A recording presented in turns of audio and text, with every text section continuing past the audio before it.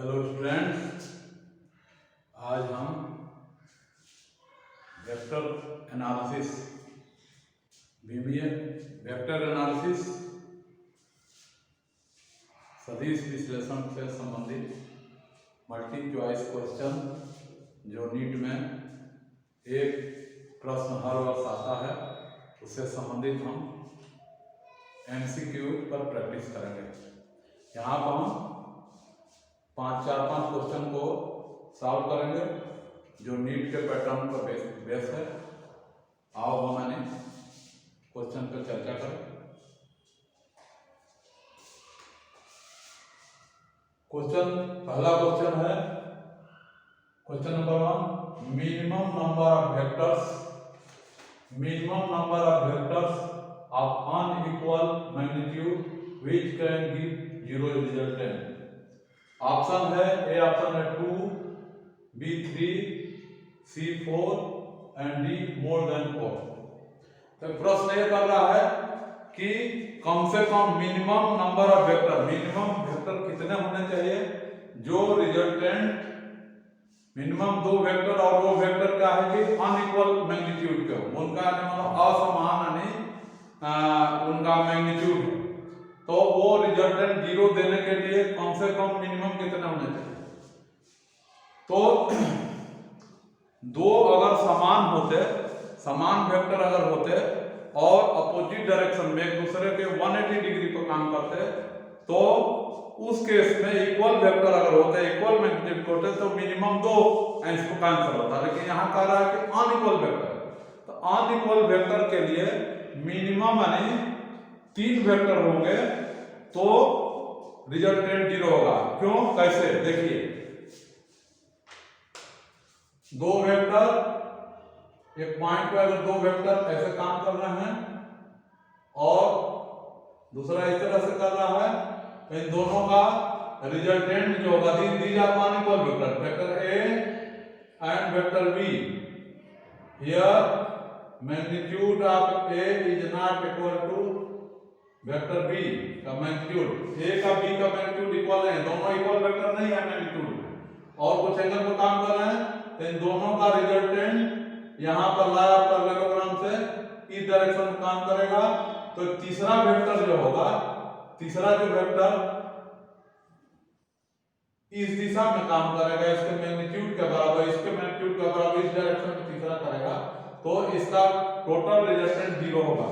इसलिए minimum number of vectors of unequal magnitude which can give 0 resultant R 3, कम से कम 3 होना चाहिए। अगर इक्वल होते तो कम से कम 2 वेक्टर अगर होंगे और अपोजिट डायरेक्शन में काम करेंगे एक दूसरे से 180 डिग्री पर, तो उस केस में 2 होता है आंसर। लेकिन यहाँ पर अनइक्वल वेक्टर है तो अनइक्वल 3 वेक्टर्स जब काम करेंगे तो रिजल्टेंट 0 होगा। Question number 2, vector A points vertically upward. एक वेक्टर ए है जो वर्टिकली अपवर्ड काम कर रहा है, एक वेक्टर ए है जो वर्टिकली अपवर्ड काम कर रहा है, और एक वेक्टर बी है जो नॉर्थ दिशा, मान लीजिए कि ये डायरेक्शन नॉर्थ है, तो ये नॉर्थ दिशा में ये वेक्टर बी कर रहा है, वेक्टर ए वर्टिकली अपवर्ड कर रहा है। तो कह रहा है north the vector product A cross B. तो एक वेक्टर ए वर्टिकली अपवर्ड कर रहा है और नॉर्थ की दिशा में वेक्टर बी काम कर रहा है, तो इनका दोनों का क्रॉस प्रोडक्ट जो होता है, 2 वेक्टर का क्रॉस प्रोडक्ट होता है, ये दोनों के परपेंडिकुलर होता है। इसका मतलब कि वो इस दिशा में काम करेगा। इस दिशा का मतलब कि जब हम नॉर्थ दिशा में खड़े होते हैं तो हमारे राइट साइड में ईस्ट दिशा होता है, तो इस केस में हमारा जो आंसर होगा वो होगा अलोंग ईस्ट डायरेक्शन में वो वेक्टर काम करेगा। ए क्रॉस बी, ए और बी का जो क्रॉस प्रोडक्ट होता है एक तीसरा वेक्टर होता है, that vector is perpendicular to each vector A and B.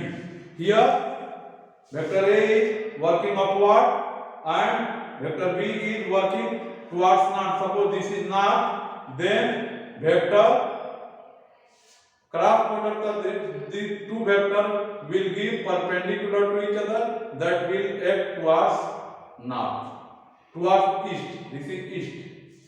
Okay. Question number 3. A force 3I plus 4J एक बल है जिसको हम रिप्रेजेंट कर रहे हैं वेक्टर फॉर्म में 3I plus 4J Newton. Force का जो वैल्यू है 3I plus 4J Newton acts on a body. ये फोर्स एक बॉडी पर एक्ट कर रहा, कार्य कर रहा है और डिस्प्लेसेस इट, जिस बॉडी पे वर्क कर रहा है उसको डिस्प्लेस कर रहा है कितना के बराबर 3I plus 4J मीटर। This is vector form of displacement. Since vector and displacement is a vector quantity, hence it can be represented in vector form, and its vector form vector is 3I plus 4J meter. Question में कह रहा है कि the work done by the forces, इसके द्वारा जो कार्य होगा, वर्क होगा, कितने के बराबर होगा? तो ऑप्शन दिया है 5 जूल, 25 जूल्स, 10 जूल्स, 30 जूल्स। तो हम यहाँ हल कर सकते हैं, since work is equal to force dot displacement S. Dot product of force and displacement gives amount of magnitude of work. Hence here we will calculate work done by dot product of force and displacement. Force is here 3I plus 4J dot displacement is 3I plus 4J. This is dot product. As we know that dot product जो होगा हम जानते हैं कि I के जो multiply होते हैं I वेक्टर के I यूनिट वेक्टर का उनको मल्टीप्लाई करना 3 into 3 plus 4 into 4 that is joule। 3 3 are 9 plus 4 4 are 16, that is equal to 25 joule. तो यहाँ पर इनका डॉट प्रोडक्ट निकाला तो दोनों वेक्टर फोर्स का वेक्टर और डिस्प्लेसमेंट का वेक्टर दोनों का डॉट प्रोडक्ट किया तो आया 25 जूल, इसलिए यहाँ पर बी ऑप्शन सही होगा 25 जूल। 25 जूल इसका आंसर होगा।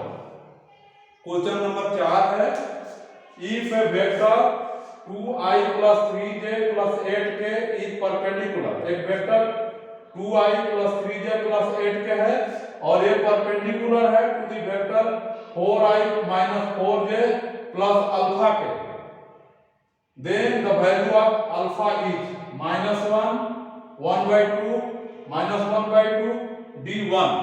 हमें यहाँ पे दो वेक्टर दिए गए हैं, ये वेक्टर ये है, ये वेक्टर है 2I plus 3J plus 8K और दूसरा वेक्टर जो इस वेक्टर के परपेंडिकुलर है वो है 4I minus 4J plus alpha के। तब हमको अल्फा का वैल्यू निकालना है। तो हम जानते हैं कि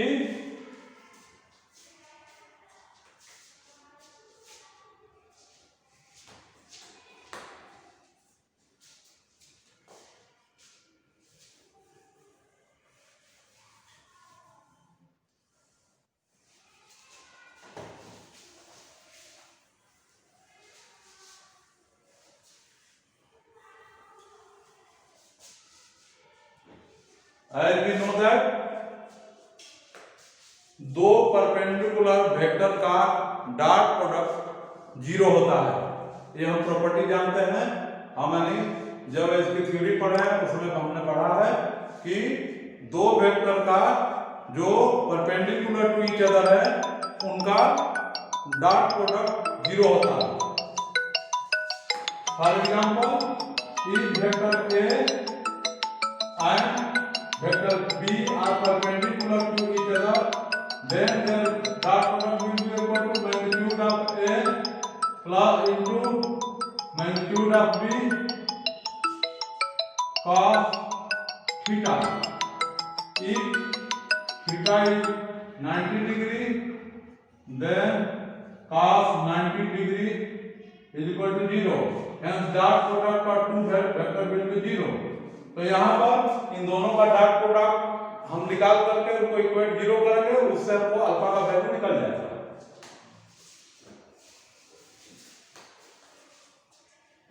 तो डॉट प्रोडक्ट का vector 2i plus 3j plus 8k, 2i 3j 8k dot product with a perpendicular vector 4i minus 4j plus alpha k, that is equal to 0. As per concept, dot product will be equal to product of this and this plus product of this and this plus product of this and this, that is 2 into 4 plus 3 into minus 4 plus 8 into alpha, that is equal to 0. 4 to the 8 plus that is minus 3 into 4 minus 4 है हो जाएगा -12 और plus 8 alpha is equal to 0 और ये हो जाएगा -4 plus 8 alpha is equal to 0 और 8 alpha is equal to -4, hence alpha is equal to -4 upon 8, that will equal -1/2। तो यहां पर सी आंसर होगा -1/2। अल्फा का वैल्यू होगा सी -1/2। नहीं, ये 8 alpha is equal to 4 positive होगा, hence this will be equal to positive 1/2। Option यहां पर बी होगा पॉजिटिव 1/2, बी आंसर होगा। हमने गलती से यहाँ पर नेगेटिव साइन लगा दिया था, तो ये alpha is equal to 4/8 that is 1/2 positive, B answer होगा यहाँ पे। और हम एक और क्वेश्चन कर लेते हैं।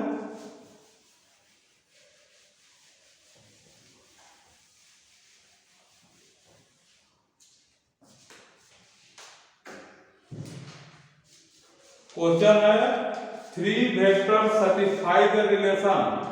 3 वेक्टर हैं जो 3 वेक्टर ए बी सी हैं और इस रिलेशन को सैटिस्फाई कर रहा है। There are, question number 5, there are 3 vectors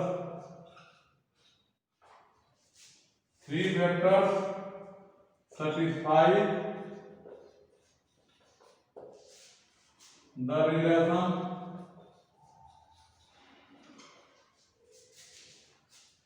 A dot B is equal to 0 and